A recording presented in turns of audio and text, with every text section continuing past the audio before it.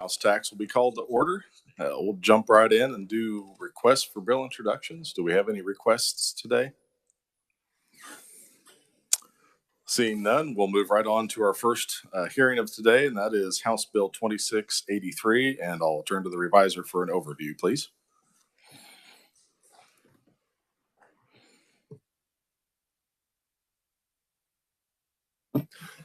Thank you, Mr. Chairman. House Bill 2683 would modify deadlines for mailing property tax statements to taxpayers and certification of tax levies to the Director of Property Valuation to earlier than current deadlines, and provides for the county clerk's use of the previous year's budget when using a taxing subdivision who fails to timely file its budget.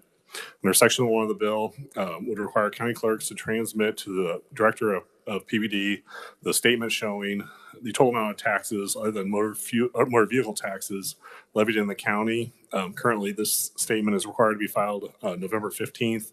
The date would be changed to November 1st. Section 2 would require that the county treasurer to mail to each taxpayer the tax information form, which is currently required by December 15th. This date would be changed to December 1st. Then Section 3 of the bill would provide that if a taxing subdivision fails to present or file the budget information with the county clerk by 5 p.m. on October 1st, the county clerk shall use the previous year's budget information and amount of ad valorem tax to be levied of such taxing subdivision. And with that, I'd be happy to stand for any questions. Thank you, Mr. Siebers. Committee, any questions for the reviser? Seeing none, thank you very much. Committee, there's not much of a fiscal note on this one. You can review that at your pleasure, but unless there's anyone wanting to ask questions of PVD or Department of Revenue, we'll move right along to the proponents and welcome first to committee Representative Blue. Welcome to Tax Committee. Thank you, Mr. Chair. I've never wanted to be on this committee. Speaking of the fiscal note, to kind of get started, to understand the bill, the fiscal note describes it perfectly, and it's in one paragraph. And if you look at my testimony, I broke it out into a little bit more of layman's terms, but it's to have all budgets to the county clerk by October 1st at 5 p.m. This language came up from my county treasurer because there was an issue that happened in Barton County, and after I've talked to a lot of folks, sounds like it was an issue that this kind of seems to be an issue that happens to a lot of counties. But what's happening is our county, nope, not county clerk, pregnancy brain, I can't remember. Anyways, no, not the appraiser, Barb. But stop. But anyways, basically, long story short, the folks that grade our roads, our county, yeah, any of them. Anyways, I am so sorry. I am just losing it today. They're not turning in their budgets because in the end, it's a thankless job. And a lot of them are working on doing other things, so forth. This isn't their full-time job. So a lot of budgets are not being turned in. It's not the sheriff. It's not those larger budgets that aren't being turned in, but it's these smaller ones. And the clerks can't get their budgets started and get the property tax roll and levy and all of the fun stuff that they do done. And so by doing this and by making it by 5 p.m., and if they don't turn it in, then they're going to utilize the budgetary numbers that they had from the previous year because it's already had a hearing due to the budget neutral or so forth. That's the major thing that our county clerk, our county treasurer came up with. The second thing is on the November 1st property tax rate and collections must be turned in to the property or to the director of property division property evaluation. I sat down with the director of property evaluation. They didn't seem to have an issue with this, but this will allow them more time to go in and certify what the county clerk has turned into them. And then finally, for the county treasurers to have the mail property tax statements turned in or mailed out by December 1st. I don't know about any of you guys, but even if it's mailed out by December 15th, I'm not receiving it maybe until December 20th, and it's due December 20th. And so we're not giving taxpayers enough time to be able to be prepared. I don't know about you guys, but we just got our property tax assessments. A lot of us, the property value skyrocketed. Yes, we have the ability to go in and testify and hopefully bring that down, but then we don't know in the end until everything goes through. That's just the beginning process to know what our actual property taxes are going to be. So it's a sticker shock to a lot of folks, and so this is just giving taxpayers more time to pay their taxes. So sorry for the horrible testimony that I had just right there, and I blame my child, and I will stand for any questions at the Thank you, Representative. Wait until they're born. You can blame them for a lot more things. But Oh man, it's just been crazy. Representative, sorry. Thank you. I assume you were talking about townships when you were. Thank you for that word. Yes. Um, Township clerks. Yeah. Yes. well, I don't think this has probably changed, but back when I was county clerk, the county clerk pretty much did all the budgets for most of the townships. I mean, because they're farmers and stuff. So they just come in, meet with the clerk, and the clerk actually does the forms and does it for them. So, and I think that's how it actually happens in most counties. I don't know if there's a question there. I can tell you that I've talked to other counties and other county clerks, and they wait. Some of them are waiting to get information from their We didn't do that. We township. would schedule meetings with them and just do them. And I think that a lot of clerks end up doing it. Yeah. But I do know that they wait and wait. And the other thing with county clerks I want to bring up is October is also a hectic time for them due to the elections, and a lot of, obviously the more populated counties do have election officials, but these county clerks are also the election officials as well. So by doing this timeline and bumping it up, then they can spend their time on the election and not worry about doing property taxes as well and figuring out the mill levy. Yeah, we always had those meetings like in August. We didn't wait that long to have get those. That's really great to hear. I wish more counties would do that. But the problem with the other end of it is, it's a lot of work getting that tax abstract done. Again, I can speak from my experience in Sedgwick County. We're talking, it's like 18 reports. In Sedgwick County, we have like 300 different taxing units.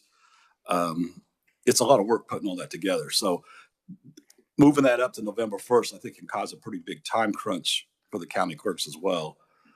They probably need that extra 15 days. And I understand where I guess my side thought with that is I've done all the research and talked to many, and of course, somebody's not going to like everything, but talking to property value division of property valuation, they seem okay with the deadline and liked moving it up, and maybe the clerks will hopefully you'll be able to have more time to get their budgets into them before then.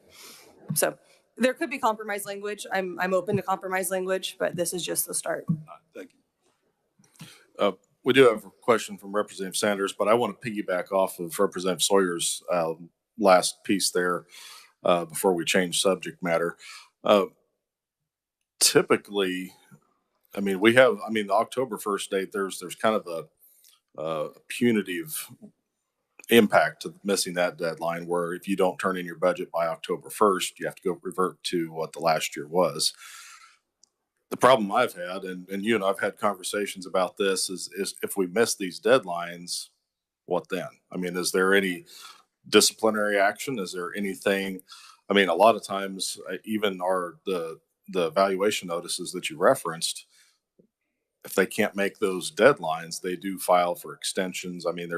There's some leeway given because there's not really any, okay, here's the deadline, but if you miss it, there's not really any ramifications to that. So in your discussions with, I assume it was Director Harper with PVD, moving that November 1st deadline up, is there any other deadline? Was that October 1st to November 1st the main deadline crunch? Because you move one date up and it kind of impacts the date before it, and it impacts the date before it. just based off our conversation, this is what we came up with. I see, and I've already read through the testimony from other folks you're going to hear from about October 31st. I can see maybe those dates could be moved a little bit as well, or I'm open to conversations. The other thing too on the, there is no penalty if you turn it in late. And here's the other thing in Barton County, all of our property tax statements were wrong, and there's no penalty for that. So those are things that I'm open to what the committee can come up with. If you guys have any ideas, I wanted to start small. I didn't want to put in a fee, and then all of a sudden it's going to be one big ordeal. But I think this is a start in a conversation that needs to be had, because how frustrated would you guys be if you received your property tax statement and then knowing that it was wrong? And Mr. Chair, you've been in a situation where I believe was it Cheyenne County that they were late or whatever the problem was, but there's no repercussion if you turn it in wrong, if you submit them wrong, or if they're late. Yeah, ultimately, the repercussions fall back on the taxpayers. Yeah. I mean, if it's a fee for paying late, or if you're going to fine the local government or whatever entity that's funded by taxpayer dollars. So we have to be careful there too. But Yeah. Representative Sanders. Thank you, Mr. Chairman. So my county clerk wrote opponent testimony on behalf of the County Clerks Association or whatever they are. And her main point of concern seemed that it would put too much of a crunch on the county clerk's office, especially if it's a staff of just the clerk or one employee.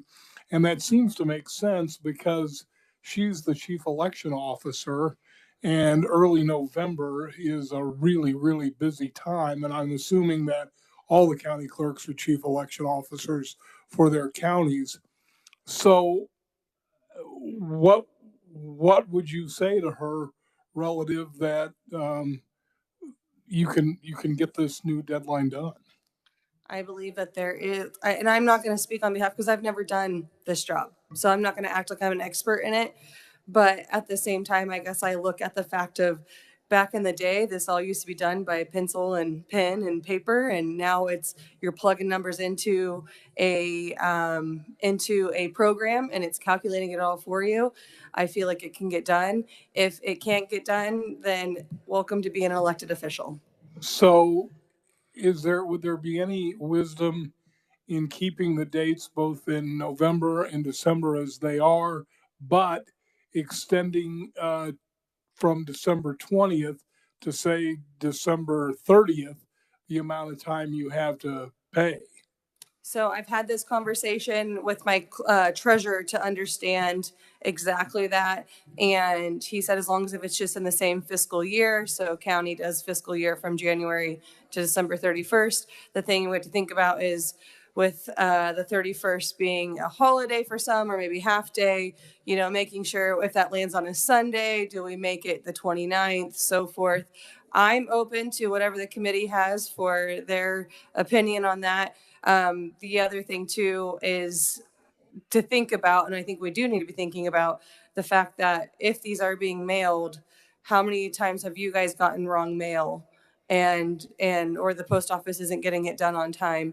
I know that we can get it electronically. How many people really are getting it electronically? I'm curious on that, but just giving taxpayers more time, I think, is very important. Okay, well, I that seems to me to be a more reasonable solution, because I think you're right. I mean, there's times when I get mail that was coming from Salina and it takes 5 days or plus to get to me. But I think if we moved it back, that just seems more reasonable all the way around. Thank you, Mr. Chairman. Committee, any further questions? Representative Corbett? Thank you, Chairman. So with your timeline, Representative, when would the counties be having their revenue neutral hearings? What month would they be having those in if they were exceeding? So I did not touch that at all. So it'd still be the same. I don't know if that's written in statute when it has to be done, but it's still the same. And after speaking with PVD, they didn't feel, I guess, in our conversations that it would affect that. Thank you. Seeing no further questions, Thank you, Thank you Mr. very Chair. much for And your, thank you. I just want to apologize again for my horrible testimony, and I'm just going to walk away now. well, we're extremely intimidating in tax here, so. I do have some written proponent testimony. Is there anyone else wishing to appear as a proponent on House Bill 2683? Seeing none, we'll open up opponent testimony and welcome Jay Hall with KAC.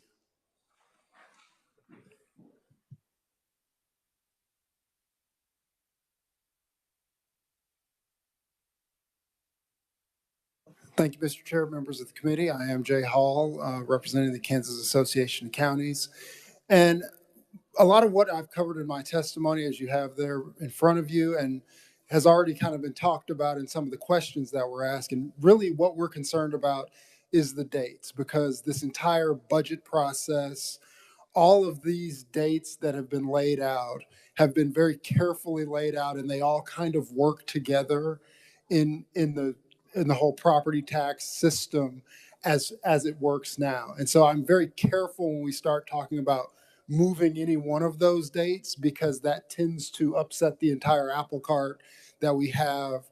And so what I would encourage the committee to do is to really just look at those dates and make sure that as we consider this proposal to move these things up a couple of weeks, that we're really looking at the dates, the other dates that may be impacted by that, and make sure that we do not have any sort of negative ramifications from changing any of these dates, because all of these things kind of tend to work together as we move through the process, and we don't want to upset that and make ourselves regret moving those dates because they all of a sudden run into different things that are required by law.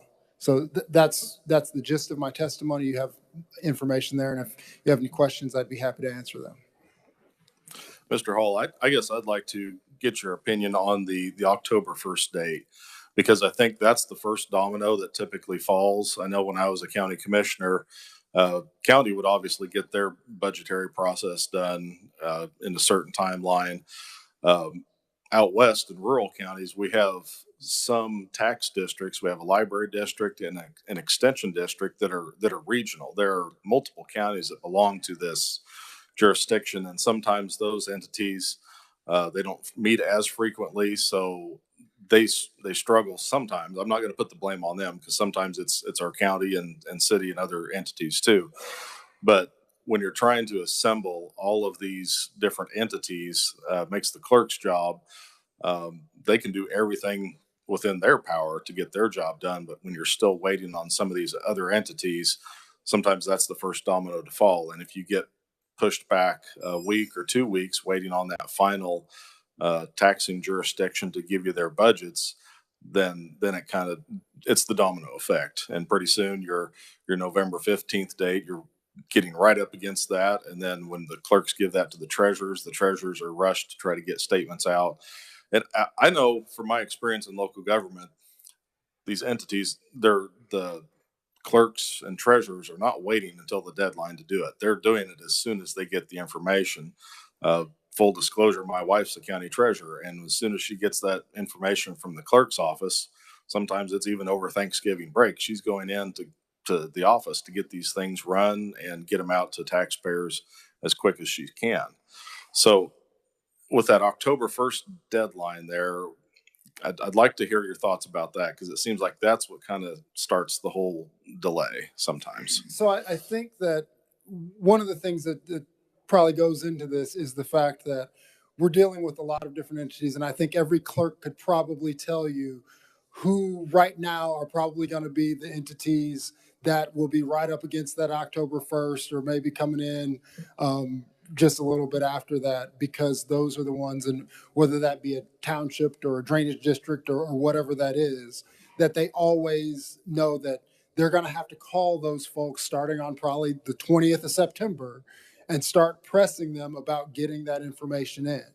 And so that's kind of the first domino, is that as those things get delayed, then obviously the work that's being done is delayed. And I think it's important to also remember that for most of our counties, the county clerk is also the county election officer. And so as we get into October, we start having the election cycle, and that really takes a lot of focus for a lot of the county clerks as they carry out their election officer duties, particularly in situations where they are also probably the only election official there, or maybe they have a deputy that's also assisting them on that. So it really does start to pile up as you get into the middle of October and start really ramping up towards the election.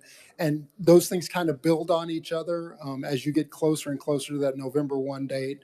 And then obviously right after that, you have the process of going through the election and going through canvassing and all of those things that also fall onto the county clerk's plate. So as I said, all of these dates kind of start piling on to each other as you get into October and November. And that's our primary concern with this bill. Yeah, and I'd like to point out, some of my urban colleagues might not believe me, but in small counties, rural counties, you've only got one or two people in those offices. You have the clerk or the treasurer and their respective deputy, and you've got two And in people some doing the counties, work. we actually have the clerk and the treasurer, and they may share a deputy. Committee, any questions for Mr. Hall? Representative Corbett. Thank you, Chairman. If it gets to the point where you have to beg people to turn in their taxes, how about just say if they're not turned in, there'd be no taxes collected? Would that give them an incentive to play ball? You just say if you can't get your numbers in by a certain date, King's X, no taxes collected, move on. I'm not sure how that would work, but That would be some good incentive. I would agree. Representative Francis. And my friend from Shawnee County always makes me think. But what would be wrong with saying that if you don't get the taxes in by a date, that you use the lowest revenue computed in the last 3 years? You don't want to do the last year because sometimes maybe if it was really up, they don't want it to go down. and that would certainly be something that I think the committee could debate. I don't want to necessarily advocate for that, but I think that that's something that the committee could look at as far as saying that if that information is not turned in. Again, in some of these, part of the problem is that in a township, it may just be the township trustees. They may not have a staff or things like that. So there could be different reasons why some of these don't turn in their information on time. Not that that's an excuse, because obviously we need them to turn that information in so that the clerk can do their work and the treasurer can do their work. Representative Howerton.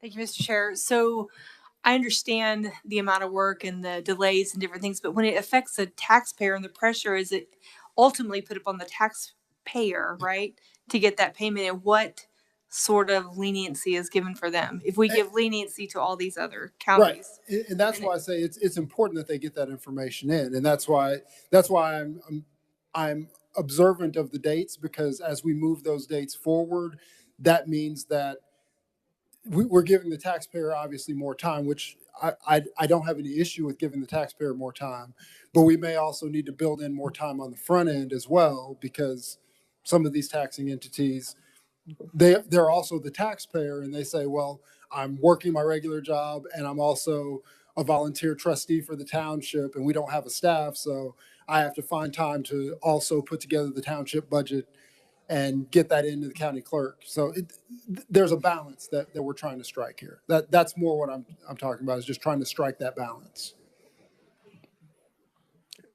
Further questions, committee? Seeing none, thank you for your testimony. Thank you. That is the only in-person testimony. We also have written testimony from Jamie Doss, Saline County Clerk and Election Officer. Is there anyone else wishing to appear as an opponent? Seeing none, we have neutral written only testimony. Is there anyone that's wishing to appear at neutral? Seeing none, we'll close the hearing on House Bill 2683. We'll now open the hearing on 2795, and I will turn to the reviser for an overview.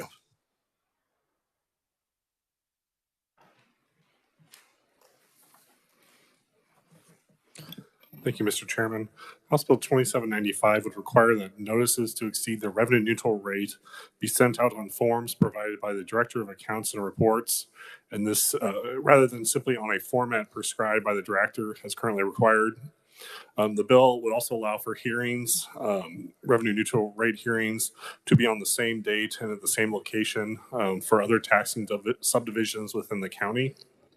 Then lastly, the 20 mills levied by a school district would be excluded when calculating the revenue neutral rate. And with that, I'd be happy to stand for any questions. Thank you. Adam, on the 20 mills, I just want to clarify because we passed the revenue neutral policy and then we came back and we kind of pulled that 20 mills out of the calculation already, did we not? Because I remember we had a fairly extensive or descriptive amendment that would say, you know, that it's still included in the notice so people can see what that's pertaining to, but it doesn't trigger the notice or a hearing specifically due to the 20 mills. Thank you, Mr. Chairman. You are correct. There is a specific provision. It's on page 4 when dealing with the 20 mills for a school district. If the only reason that the school district would exceed the revenue neutral rate would be due to an increase in the 20 mills, essentially appreciation, and that would trigger the revenue neutral rate. Essentially, the provision does not require them to hold a revenue neutral hearing or provide notice. However, if they increase their budget and the revenue neutral rate for the 20 mills also goes up, they would be required to hold the hearings and send the notice. It's kind of a catch-all for just the 20 mills increasing. Okay, committee, further questions for the revisor? Seeing none, thank you, Adam. We'll now open up proponent testimony for House Bill 2795 and welcome first to committee, Leah Fleiter, becoming a regular in tax committee. Mr. Chair, members of the committee, it's nice to be here 2 days in a row. I'm Leah Fleiter with KESB. We are here in support of 2795. Our testimony is based on our legislative policies, and I have referred to them in my testimony there. You know, we are already legally required to publish all of our budget documents, property tax rates, and hearing notice is in local media. And we feel, kind of piggybacking onto what you just were mentioning, Mr. Chair, the mere fact, okay, let me go back. It does tend to cause a lot of confusion when a taxpayer receives a notice that the 20 mills has increased the revenue, because as many of us have found over the past few years, almost all of our residential valuations have increased, and I know other property has as well. When your valuation increases, that automatically raises the amount of money that the 20 mills draws, but we don't have any control over setting that 20 mills. You know, we are required to levy that 20 mills by state law. So I understand your question about didn't we exempt? Yeah, it's true that that's not what automatically would trigger a revenue neutral rate hearing for a school district, but it does create confusion when taxpayers receive their property tax notice. So we feel that just exempting the 20 mills and exempting the school districts from that revenue neutral rate would not only kind of tamp down that confusion, it would also help save some money as far as the cost of the process. So I will be happy to stand for questions at the appropriate time. Okay, committee, we have several conferees on this, so I think I'll take questions at the end, and then we can just, if you have specific questions for each one, we can make a note of that and ask them back up. Our next conferee is Justin Coop. Or is it Cope? Cope. Pardon me. Welcome. You're the first one that's gotten it right in a long time, so I appreciate it. Chairman and members of the committee, thank you for your time. My name is Justin Cope. I'm the superintendent of schools in Solomon, Kansas, 2A school district right in the middle of the state of Kansas. We actually serve 3 counties, and so we have students who come from Ottawa County, Saline County, and Dickinson County. We are housed in a home base is actually Dickinson County, so that is who we would be going through with our county clerk. My written testimony is there. I want to tell a few stories though, because I think stories are always better. So the first one is it relates to the 20 mills. In my 10 years as superintendent of Solomon, I had for the first time people show up at my budget hearing and my revenue neutral rate hearing this past year. And it wasn't because of them wanting to know more about the budget. It was confusion. So before the meeting, I had to sit down and talk about each line item and what it actually meant. And so I think by removing the 20 mills, it will help. One, it'll be very transparent because we don't really have any control over that. And after you explained it to them, the 8 people that did show up to the hearing, they were grateful, one, for sitting down and explaining this new revenue rate, neutral rate, and trying to figure out what that was all about. So that will help a little bit there. The second story I want to talk about is I said that our kids come from 3 different counties. The first year that this process happened, 2 of the 3 counties got it wrong, and we actually helped each other through the process, you might say, to make sure that that number was right before it went out to taxpayers. And so through working together, that was a good thing. They all come at different times. You just talked about dates and deadlines and times, and that's exactly right. Each county reports it differently to our board clerk. We are an office of 3, myself and 2 other fine ladies who make the district run. And so when you're limited on resources, like we just talked about, that makes it very hard when you're up against deadlines. By making it where we have one uniform form that we all fill out for all counties, that will be great. That would be great for everybody. One, it'll be easier to train county clerks. And then obviously, as my board clerk has been there for 37 years in our school district, when she retires, I may have to look somewhere else.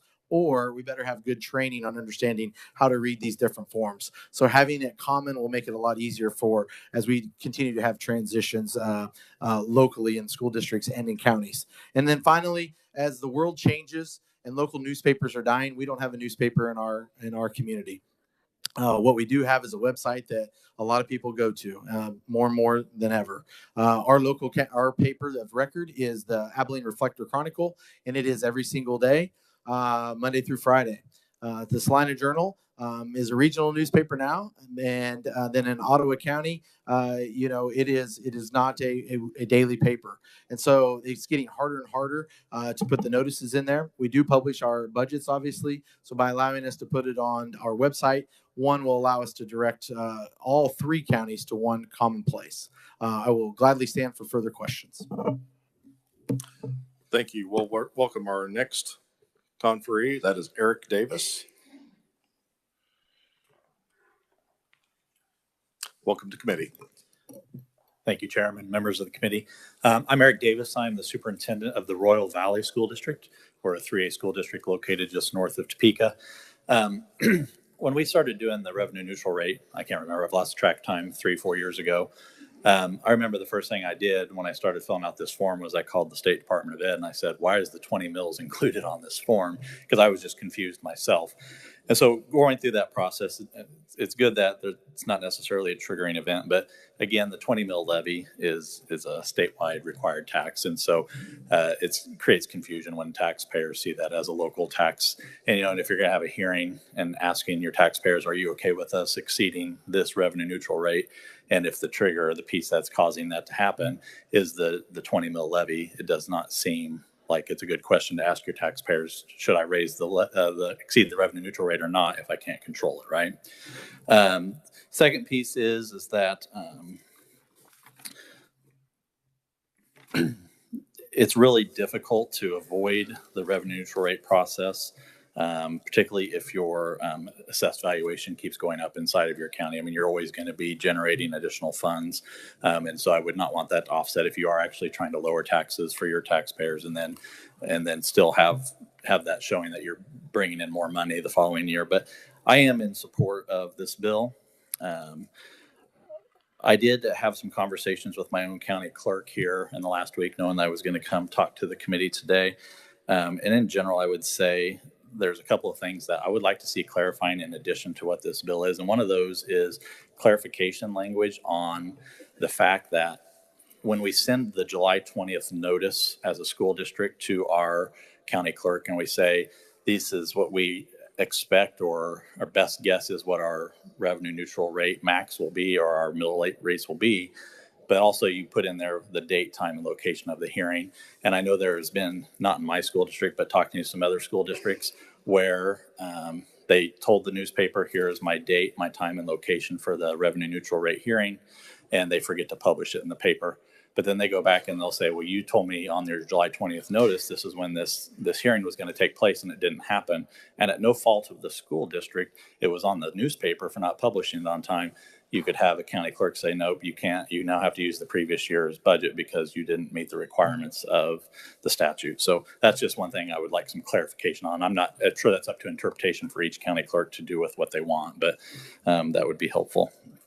And the other thing is I really do feel like the revenue neutral rate process could be handled through our general budget hearings. I mean, a lot of us school districts probably have our revenue neutral rate hearing 5 minutes before or 10 minutes before our general budget hearing.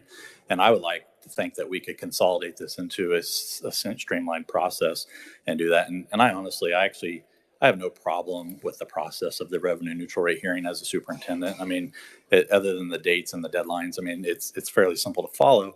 However, I think it is a burden on our county clerks and all the extra mailings and the taxpayer dollars that go into that. So I would just urge the committee to consider at some point in time now or in the future to look at this revenue neutral rate process.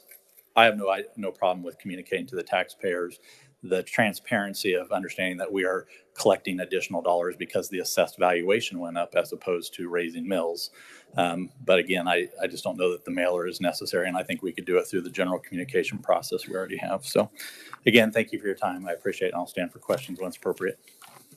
Thank you. Our next conferee is Blake Vargas.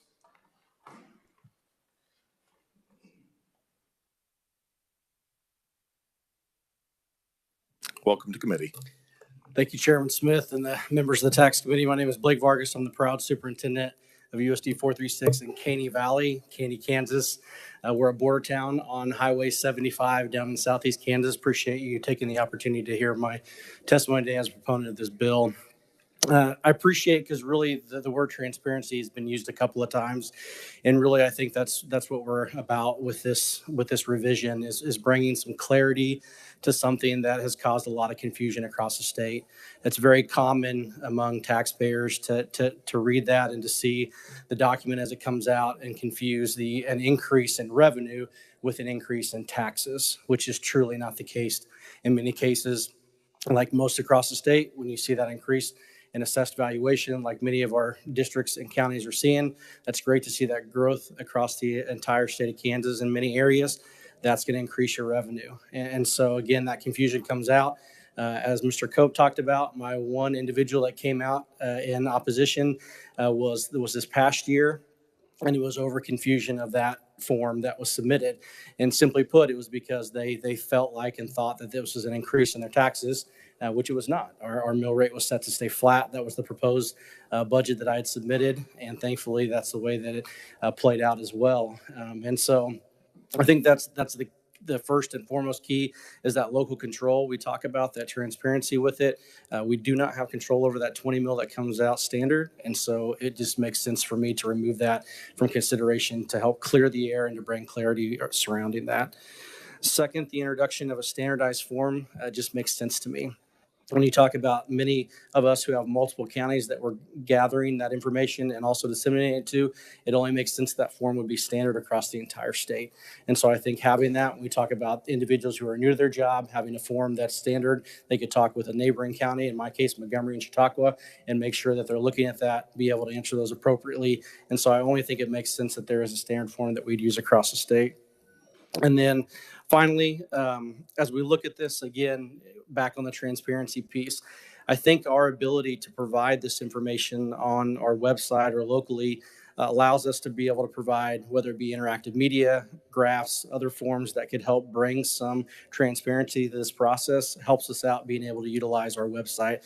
For many of us in rural districts, that is the quickest and easiest way that we disseminate that information. It's oftentimes tied to an app on our phone that many of our patrons utilize as well and have access to. And so I think that's just another piece that we could utilize to be able to help bring about that transparency and that clarity that we're all after with this. So again, appreciate your time this afternoon hearing from me, and I'll stand for questions with the rest of these here at the end.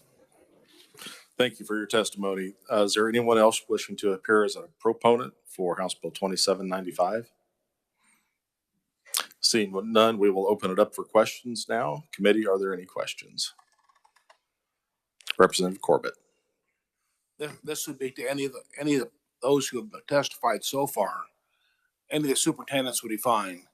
The question would be, if on your revenue neutral, if everything else in the county and the city and whatever stayed below revenue neutral, you're saying that the school would never exceed revenue neutral and be no need for a hearing?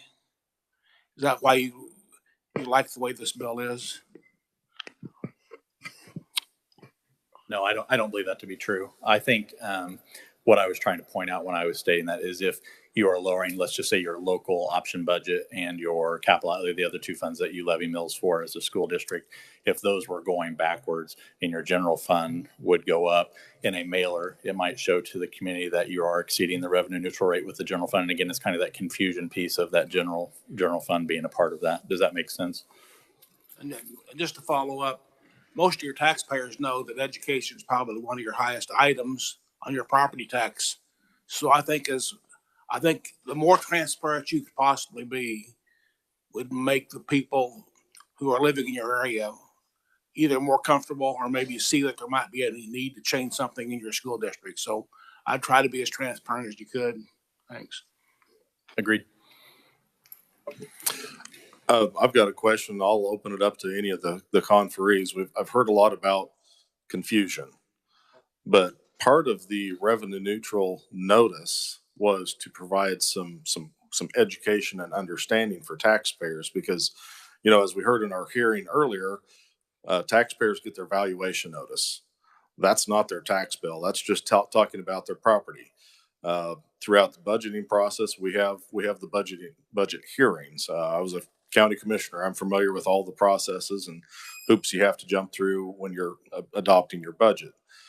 That's not their tax bill. This revenue neutral notice, it was intended to be a specific to each parcel, each taxpayer, kind of an estimate or basically an estimate, a preview of what your property taxes will be, taking into account your valuation of that property, the impact of all the different budgeting authorities on that property. So in my mind, I'm thinking, well, if you take the 20 mils out of there, that then becomes confusing to the taxpayer because they're not seeing that on the notice. Maybe they see this notice with that removed. That's not going to be accurate to their property tax bill in December when they get that. So if anybody would like to address that, I guess I'm not really sure where my question was, but to me, the confusion comes when you pull that off. We're trying to include that. We didn't want that to trigger the hearing process. So we put language in the statute to prevent that, but we wanted to include it so everybody is kind of educated on what their property taxes will be for that parcel.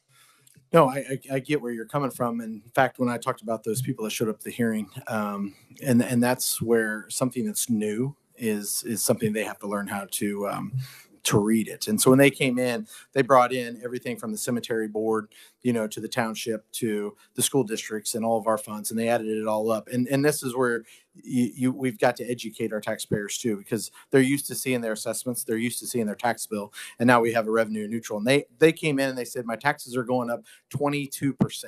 And all they did was add the percentages up of every single fund, whereas really the average ended up being, about a 4% increase because their valuation on their homes went up about the same. And so then, of course, you're going to generate more revenue because the value of your house went up more. And so part of that is educating a group of people that needed some help in understanding and clearing up some of that confusion. I think that's the confusion we're talking about. For us as a school district, it's just the fact that we don't have any control over it. Our mill levy went down last year. We went down half a mil because our assessed valuation went up so much. and to fund our budget. And so that's where I think the 20 mills, we don't really have a say locally as far as it, because it's coming to the state.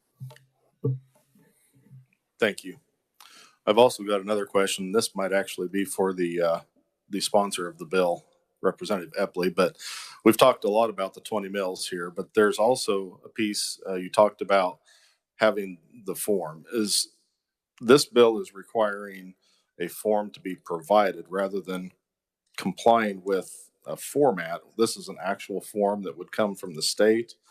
Is that in an effort? I was just curious why that piece was included, and maybe one of the proponents could answer that question as well. But is that to provide some uniformity on how people understand these statements? So the 3 counties that I mentioned earlier, all 3 of them reported differently, and not one of them looks exactly the same. One of them was actually filled out by hand.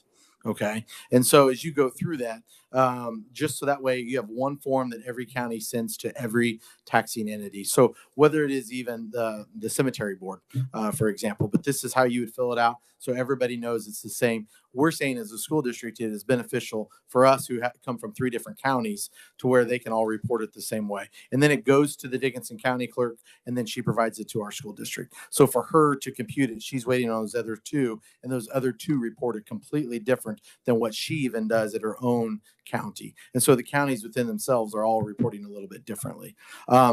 You brought up a point, and then I was just thinking about this. A lot of ours locally, our township boards that got brought up in the previous bill, our township boards, a lot of them went, no, we don't understand it. We're just going to be revenue neutral. So we're not going to raise it. We're not going to generate any more revenue. A lot of our township boards did that. I come from rural. I live 20 miles south of Solomon in rural Kansas. We've had a rough winter. I promise we've extended and exceeded our budget on rock and road maintenance. And I guarantee as they set their budgets this year, they're going to have to really think about exceeding the revenue neutral rate, because they've depleted some of the funds that they've had. So they're going to have to look at that differently for next year. Thank you. That's good for clarification. I also want to be sensitive to the county clerks, because a lot of them, the form that they have right now is programmed into their software provider, their vendors for that. So providing something from the state, I want to make sure that it's a form that they can either print on or work with their software provider on that. Committee, are there any other questions? Representative Francis. How about one of the superintendents come up for this one too? I don't know who wants to be the one. Well, wait, I want to make sure he's unprepared, so that I don't get that. Well, I was the only one who hadn't been back up, so they all looked at me. So you're probably the wrong one. I like what the other 2 were saying. Okay. I get that often. Go ahead. Yeah. And by the way, thank you for your testimony. So one of the things that I believe is I think it's time for the state to get out of the property tax business. Our primary source of revenues is the 20 mills that we bring up and take back. So what are the drawbacks, since obviously you have some problems with this being on the revenue neutral form, to just making this revenue neutral, and then whatever the formula requires, we take that from other sources, and then that number stays the same, and it eventually goes down, and you look like you're lowering your mill levy? I'm going to have to ask you to clarify, because I'm not following along with what you're asking there.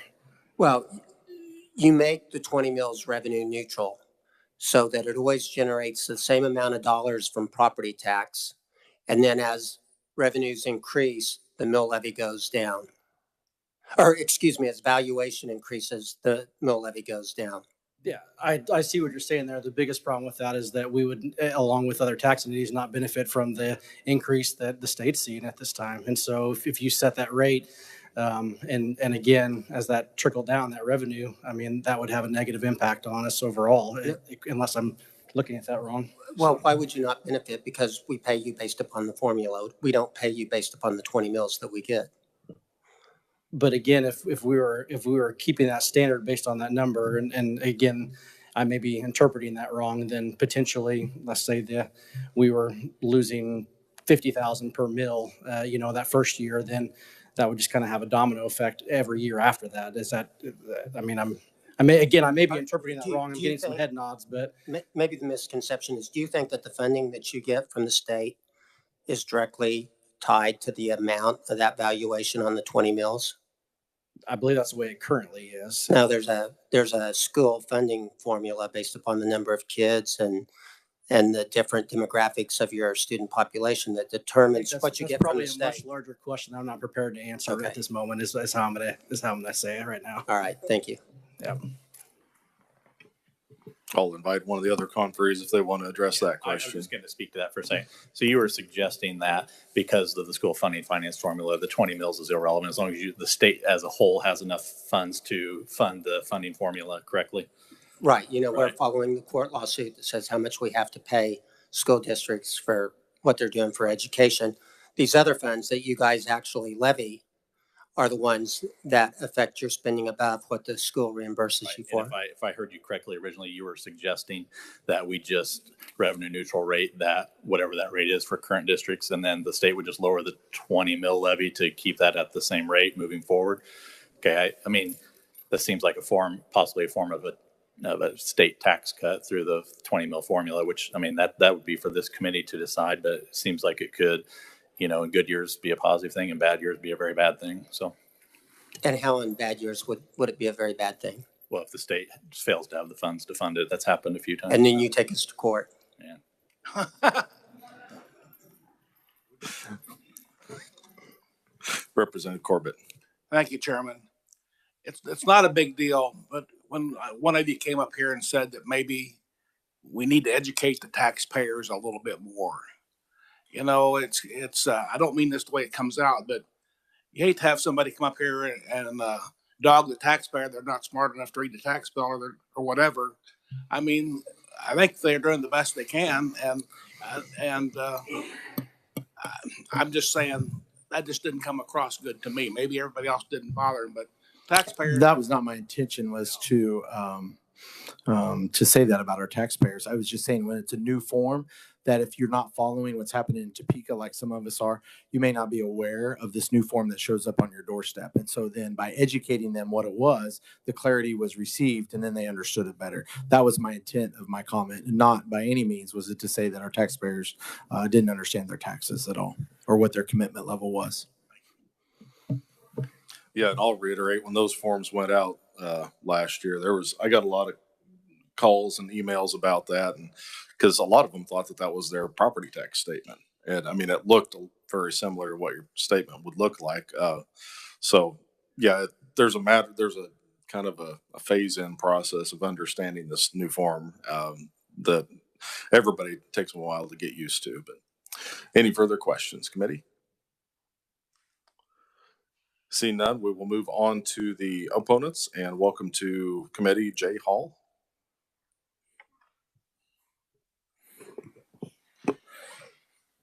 I tried to be efficient, so I knew we'd have similar people on both hearings. So, Jay Hall, Kansas Association of Counties. I'm actually just here to talk about the form. Because some of our different counties use different software programs, if we are going to implement a new form that is going to be standardized, we really do have to have the Director of Accounts and Reports working with our software vendors to make sure that all of our vendors can actually provide that form, because the reason that these forms look different coming from the different counties is that they're using different software programs. And so it's really critical if we do this to make sure that the accounts and reports are working with all of our vendors to make sure that they can actually standardize those reports. Otherwise, you are going to end up essentially back where we are right now with reports looking different for different counties because they're using different software. So that's really the core of my testimony, and really why I make the points that I make in my testimony is because we are using different software for different counties. And I'd be happy to stand for questions. Jay, when we first implemented the revenue neutral policy, like what's the turnaround time? I know most counties have, was there kind of 2 or 3 major vendors out there? Some counties have their own in-house software, but what kind of turnaround time do they need if we would approve? If this bill would pass, obviously the Director of Accounts and Reports would have to develop that standardized form and then get it out to the counties. What's a reasonable time frame for some of those to produce that? So when we initially passed the R&R, I remember we worked for several weeks in May and June to get that first notice out. And we worked with vendors and counties. We had a working group that worked with PVD and all of those. We met probably 4 or 5 times over a 6 or 7 week period to develop all of the forms. And then obviously the software vendors had to make the changes and things like that. I don't remember exactly how long that took for them to make those changes, but I know we met several times and within that working group to actually develop the forms and get those ready prior to the first deadline that very first year. Committee, any questions for Jay? Seeing none, thank you for your testimony. Thank you. I don't show anyone else as an opponent. Is there anyone else wishing to appear as an opponent? If not, we'd open up our neutral section testimony and welcome Mr. Dave Trobert.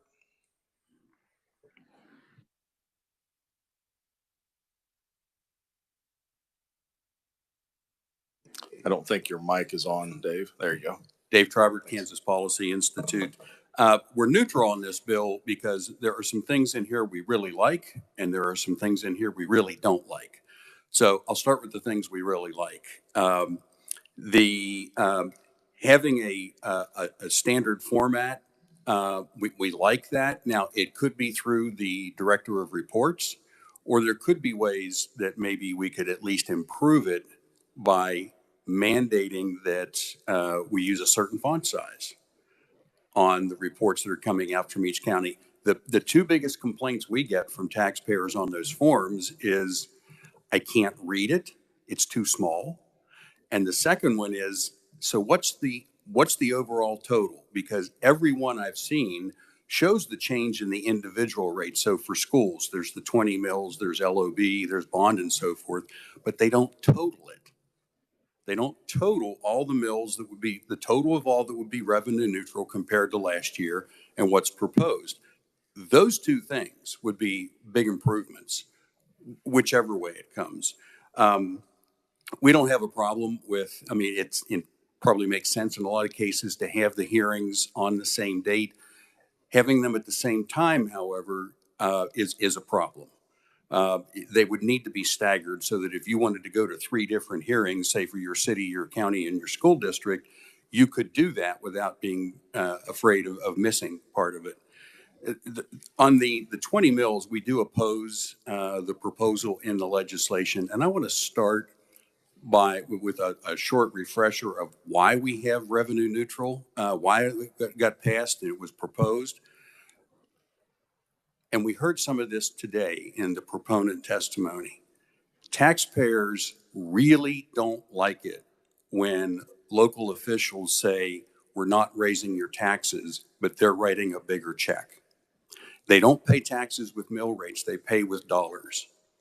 And so that's why the focus is on the revenue neutral, puts the focus on the dollar increase. If you have keep the mill rate the same, but your valuations went up, that is a tax increase. Ask any taxpayer, they will tell you, yes, that is a tax increase. I have to write a bigger check. If we take it out, the form would not show the total increase. That would not only be confusing, that would not be transparent. Leaving it in, however, now I understand the schools districts don't have any control over that. It's mandated, except they could reduce other mill rates to offset that if they wanted. You could reduce the LOB. You could reduce the capital outlay.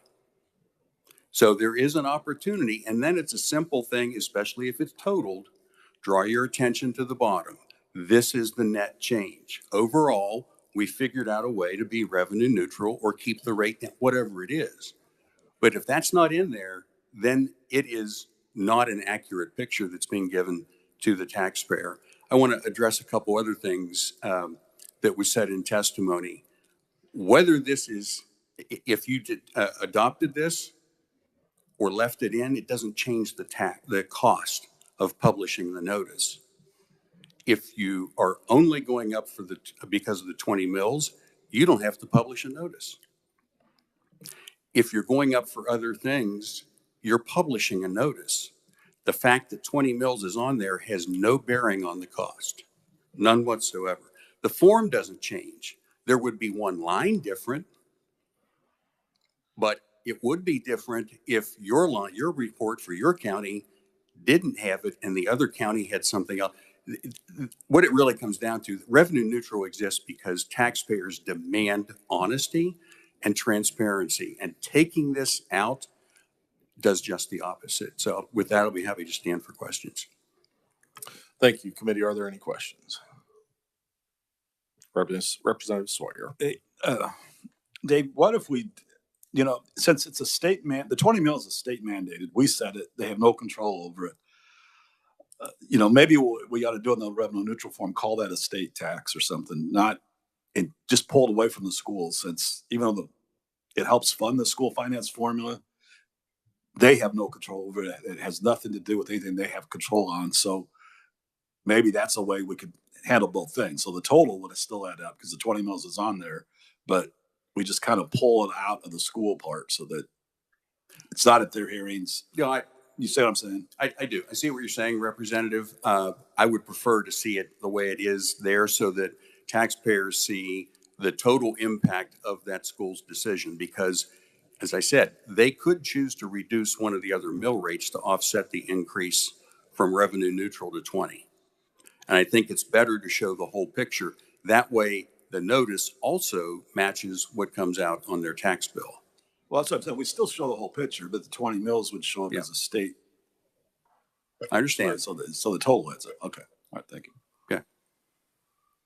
Yeah, because I think on my tax bill, it's USD general, like USD 242 is my district rather than statewide. I think in statute, it's referred to as the statewide mill levy, but yeah, I understand what you're saying. Representative Vic Miller. Thank you, Mr. Chairman. Mr. Trobert, you have sort of indicated this in your testimony, but are you as aggravated as I am when you hear a local official say they lowered taxes when all they did was lower the mill levy and raise taxes? I share taxpayers' general frustration with what some of them call that not being honest. Yeah, but that was my question. Is it, you think the local official who now serves in the legislature just didn't understand that they raised taxes, or they were being deliberately misleading? Because neither one is really good. I won't try to guess what someone's motivation or knowledge was, but it's pretty clear when you are holding, forget whether it's 20 mils for school. If valuations go up and you keep the mill rate the same, you know you're getting more dollars. And to say we're not raising taxes to the vast majority of taxpayers, and myself included, that's not being honest. Right. And I just read this in the paper yesterday. Local official, now a legislator, said that they were glad they were able to lower taxes, went on to say they lowered the mill levy 2 years in a row. So I looked it up, and that entity raised taxes, property taxes, millions of dollars both times. So I hope it was just a misunderstanding and not a deliberate misrepresentation. They're both bad, but I think one's worse. There's a reason the campaign that we had on that was called Be Honest. Thank you. Okay. Further questions, committee? Seeing none, thank you for your testimony. Is there anyone else wishing to appear as neutral on House Bill 2795? Seeing none, we will close the hearing on 2795. Committee, we had a bill scheduled to work yesterday, House Bill 2794. Without objection, I'd like to go ahead and take that up today. And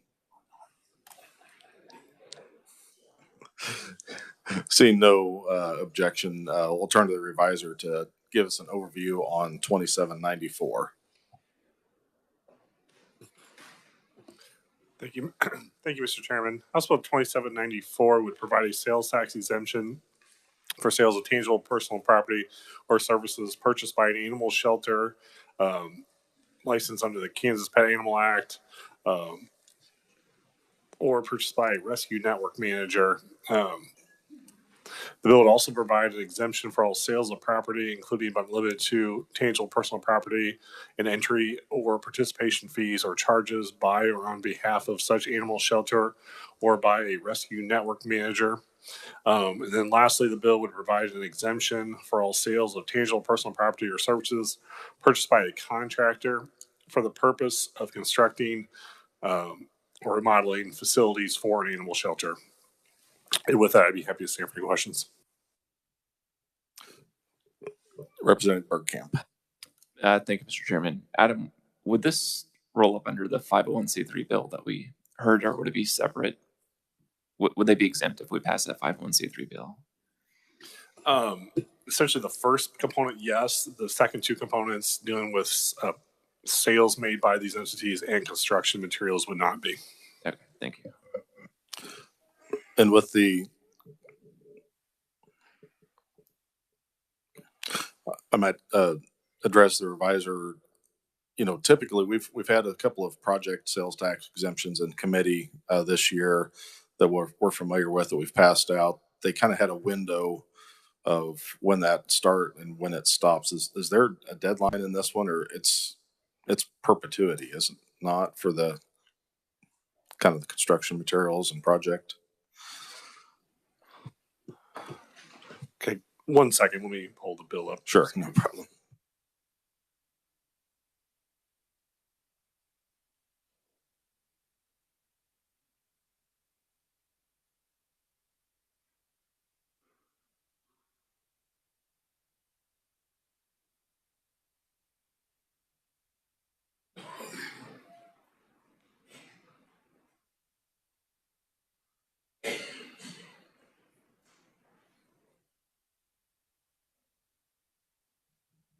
I'm not seeing a deadline in there.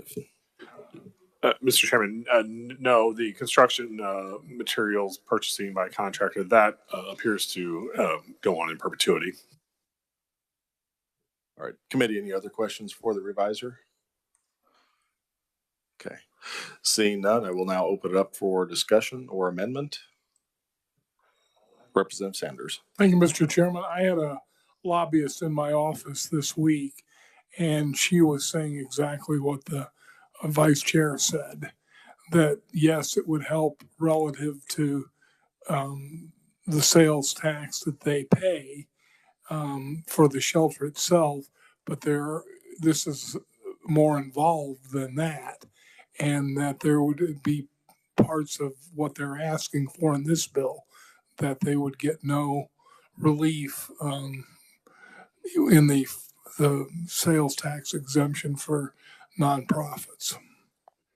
Right, and Representative, that's why I brought this bill up. I do have several other requests for sales tax exemptions that if we can get that 501c3 bill across, it takes care of them. This one did not, so that's the reason we're debating that today. All right, thank you for that clarification, Mr. Chair. Any further discussion? If not, do I have a motion on action for this bill? Representative Helgerson. I'll move the bill out favorable for passage. Do we have a second? Second by, is that Representative Bueller? Okay. All those in favor, please say aye. Aye. Opposed, no? No. Motion appears to pass. Motion passes. Okay. Committee, we do have some time. I also wanted to draw your attention to House Bill 2819. This was also not on the agenda.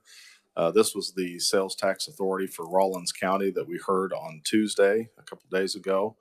I didn't know if anybody had any amendments or anything to prepare for that. If you would like to put that off till next week, that's fine. But without objection, I'd like to work that bill today as well. Seeing no objection, I'll turn to the revisor for an overview on that bill, please. Thank you, Mr. Chairman. House Bill 2819 would provide Rawlins County the authority to submit a proposition to the electors to impose a countywide retailer sales tax in an amount up to 1% and pledging the revenue received therefrom for the purpose of financing the costs of construction, remodeling, capital improvements, or maintenance of attendance centers or other district facilities of any school district or school districts within the county. The tax imposed pursuant, sales tax would be expire upon the payment of all costs authorized in financing the cost of attendance centers or other district facilities for USD number 105.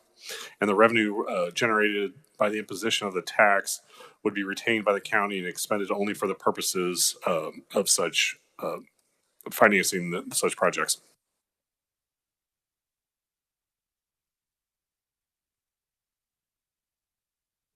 Okay, committee, are there any questions for the revisor? Representative Howerton. Thank you. Just for clarification, this is the one where they just had to come to us for approval. Yes, this is By statute. this is essentially permission to ask to have a vote on it of their taxpayers. Yeah. Seeing no further questions, or Representative Sawyer. Oh, okay. Yeah, if we have no questions for the revisor, I'll turn to Representative Sawyer for a motion. Yeah, I move we pass the bill out favorably and place it on the consent calendar. Okay, do we have a second? Second by Representative Epley. All those in favor, please say aye. Aye. Opposed, no. Motion carries. Congratulations, committee. We are done. Everybody have a